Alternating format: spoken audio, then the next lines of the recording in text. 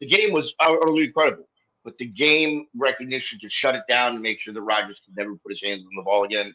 That's the best part of the game for me. Steelers defeating the Bengals. No, Bengals defeating the Steelers 31-33. Flacco outduels Rodgers, old school in a thrilling battle of veteran quarterbacks. It was also a game-winning field goal that won the game for the Bengals. Brett, what do you have to say about this old time?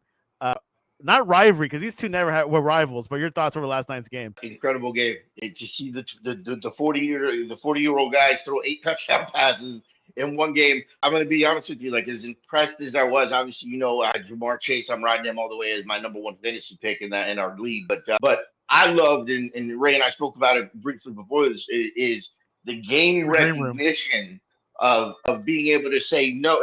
We don't want Rodgers to have the ball again. We cannot put the ball in his hands again. And they literally stopped and did not score purposely, stopped the ball, stopped the gameplay, let them run their timeouts through, and ended and essentially ended the game without ever having to put the ball back into in Rodgers' hands, which I think was a very that was my most impressed. That's what I was most impressed about. The game was utterly incredible, but the game recognition to shut it down and make sure that Rodgers could never put his hands on the ball again.